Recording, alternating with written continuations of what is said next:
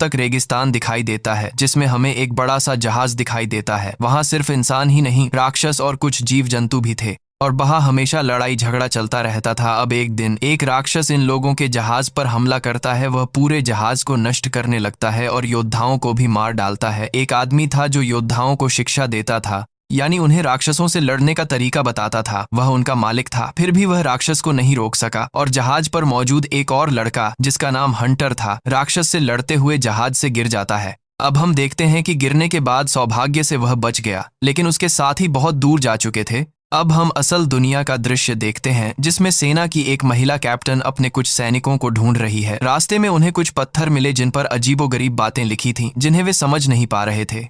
ये किसी चेतावनी के संकेत जैसे लग रहे थे और जब उन्होंने जमीन पर देखा तो वहां कार के निशान थे, लेकिन हैरानी की बात यह थी कि दूर दूर तक कोई गाड़ी दिखाई नहीं दे रही थी। उन्हें समझ नहीं आ रहा था कि उनके सैनिक यहाँ से कहाँ जाएं। तभी महिला कैप्टन देखती है कि दूर से एक तूफान आ रहा है और वह उन्हें सेना से दूर जाने को कहती है।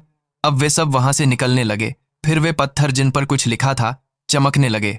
अब अपनी जान बचाते हुए वे एक रेगिस्तान में आ गए। शुक्र है भगवान का, अब तूफान थम गया था। वे समझने की कोशिश करते हैं कि आखिर हम कहाँ आ गए हैं, लेकिन समझ नहीं पाते। दरअसल तूफान की वजह से ही वे नई दुनिया में आए थे। तभी महिला कैप्टन देखती है कि उसके सैनिक और गाड़ियां वहां हैं, लेकिन वे सब मर चुके थे। और सबसे डरावनी बात यह थी कि वहां न तो कोई बंदूक थी और न ही कोई निशान था कि किसी ने उन्हें मारा है। महिला कैप्टन कहती है कि अगर हम ऐसे ही बैठे रहे तो राज्य पता नहीं चलेगा, तो क्यों ना आगे बढ़ जाएं। और वे अपनी गाड़ियां लेकर आगे बढ़ जाते हैं। अब जब वे एक जगह से गुजर रहे हैं तो उनके आसपास एक बहुत बड़ी चीज है जो असल में किसी बड़े जानवर का कंकाल था। उसी जगह पर हमें जहाज से गिरा हुआ शिकारी भी दिखाई देता है और फिर हमें वह राक्षस भी दिखाई देता है जिसने जहाज पर हमला किया था और वह उन लोगों की तरफ बढ़ने लगता है। जैसे ही सेना यह देखती है वे वहां से भागने की कोशिश करते हैं, लेकिन राक्षस उन्हें भागने नहीं देता और उनकी जीप को नष्ट कर देता है। अब महिला कप्तान और उसके कुछ सैनिक बचे थे, वह उन्हें एक गुफा में ले जाती है।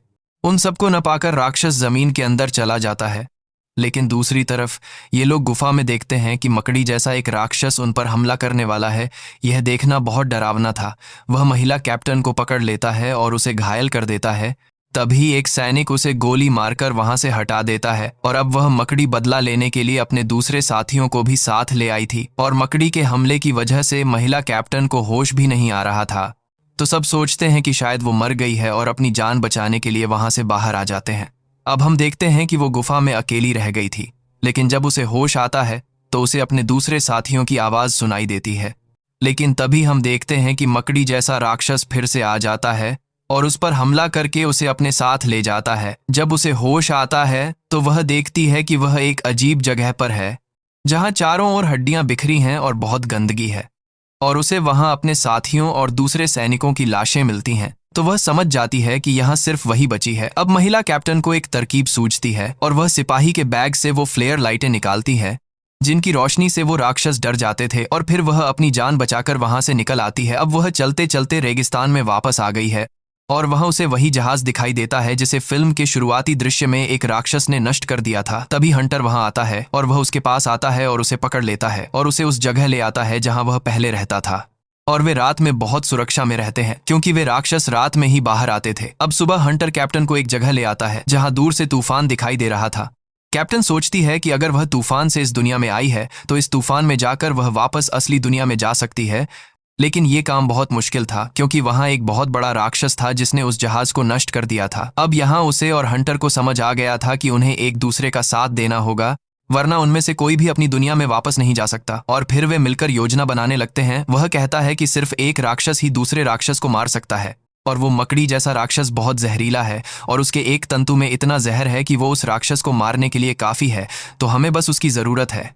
अब हंटर उसे एक योजना बताता है। वह महिला कैप्टन से कहता है कि जब रात हो जाएगी तब तुम वहां जाओ और किसी तरह उस राक्षस को बुलाओ। मैं वहां पहले से ही जाल बिछा देता और जैसे ही वो बाहर आता उसमें फंस जाता और शाम को महिला कैप्टन भी यही करती है। अब जब वह राक्षस बाहर आता है तो उस जाल में फंस जाता है और फिर हंटर उस पर हमला कर देता है जिससे वह राक्षस मर जाता है और फिर वह उसके तंबू काट देता है जिसमें जहर था और वह उसे महिला कैप्टन के साथ लेकर वहां से चला जाता है और फिर वह गुफा में आता है और उसमें से सारा जहर निकाल देता है। सुबह हंटर महिला कप्तान को राक्षस से लड़ने का तरीका सिखाता है और फिर हम देखते हैं कि वे दोनों एक ही जहाज पर जाते हैं और वे वहां से कुछ सामान लेकर उस बड़े राक्षस को मारने की तैयारी करते हैं।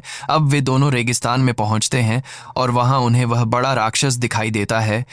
शिकारी एक तीर लेता है और उस पर मकड़ी राक्षस का जहर लगा देता है और फिर उस बड़े राक्षस की आंख में तीर मार देता है, जिससे वह आंख से गंदा दिखने लगता है। और उसी समय हंटर उस राक्षस के सिर पर वार करता है, यानी हमला करता है, लेकिन वह राक्षस उसे फेंक देता है, जिससे वो बेहोश हो जाता है। लेकिन तभी महिला कैप्टन हंटर वाला ही हथियार उठा लेती है और उसके सिर पर फिर से वार करना शुरू कर देती है।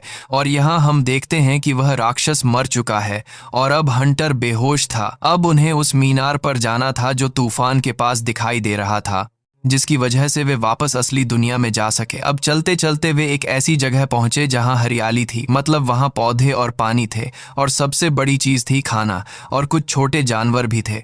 लेकिन वे सिर्फ शाकाहारी थे, इसलिए उन्हें उनसे कोई खतरा नहीं था। अब वे दोनों यहाँ आकर खाना खाते हैं और थोड़ा आराम करते हैं और योजना बनाते हैं कि अगली सुबह उस मीनार के लिए निकलेंगे। लेकिन जब वे रात को लेटते हैं तो उन्हें दूर से किसी की आवाज सुनाई देती है, और वो एक अजगर राक्षस था जो अपने मुंह से आग उगलता था। और फिर हम देखते हैं कि वो सब कुछ तबाह करके उनकी तरफ दौड़ता है ताकि वह उन पर हमला कर सके या उन्हें मार सके। वहां मौजूद सभी जानवर भी उससे डर गए। लेकिन तभी योद्धाओं का स्वामी वहां आ गया, जैसा कि फिल्म की शुरुआत में दिखाया गया था। वह अपने साथियों के साथ आया था और यहाँ वह उन दोनों को बचाता है। वह बताता है कि कुछ लोगों ने असली दुनिया से एक टावर बनाकर यहाँ आने की कोशिश की ताकि वे उसका इस्तेमाल करके अपनी दुनिया में वापस आ सकें, और उस टावर की रक्षा के लिए उन्होंने खुद ही ये राक्षस बनाए। और वो इतना शक्तिशाली हो गया कि उसे मारना लगभग नामुमकिन है। और ये ड्रैगन राक्षस सबसे शक्तिशाली है जो अपने मुंह से आग उगलता है। लेकिन जब तक उन्हें अपनी गलती का एहसास हुआ तब तक वे भी मारे जा चुके थे। और जो लोग बच गए उन्होंने सोचा कि वे राक्षसों का शिकार करेंगे, यानी उन्हें ढूंढकर मार डालेंगे। और हम योद्धा यही करते हैं, और हम मीनार को भी जला देना चाहते हैं ताकि कोई राक्षस यहाँ से असली दुनिया में न जा सके। लेकिन वह उनकी भी मदद करना चाहता था। अब अगले दिन वे तीनों उस मीनार पर जाते हैं, लेकिन वे देखते हैं कि उसके चारों ओर ढेर सारा लावा जमा है। और तभी वह अजगर राक्षस भी वहां आ जाता है, जो उन योद्धाओं को जलाने लगता है और मीनार के सामने खड़ा हो जाता है। सब उस पर हमला कर रहे हैं पर उसे कुछ नहीं हो रहा। अब हम देखते हैं कि टावर का वह हिस्सा जिससे असली दुनिया में जाया जा सकता है उस ड्रैगन की आग की वजह से सक्रिय हुआ था, और इसका फायदा उठाकर महिला कैप्टन तेजी से उसमें कूदने लगती है। लेकिन उसके पीछे अजगर भी आ जाता है और उस पर अपनी आग उगलता है। लेकिन खुशकिस्मती से वह उसमें कूद जाती है और वो असली दुनिया में आ गई थी। अब वो देखती है कि असली दुनिया में भी तलाशी अभियान चल रहा था, यानी लापता सैनिक आर्मिन को ढूंढ रहे थे। और जैसे ही उन्हें महिला कैप्टन दिखाई देती है वे उसे उठाकर अपने साथ ले आते हैं। वे उससे पूछते हैं कि बाकी सैनिक कहाँ हैं। तभी हम देखते हैं कि वही तूफान हेलीकॉप्टर के सामने आ रहा है और वह ड्रैगन मॉन्स्टर भी वहीं था, और असल में वह उसके साथ आया था। जब वह असल दुनिया में कूद रही थी उसने उन पर हमला कर दिया, जिससे हेलीकॉप्टर क्रैश हो गया।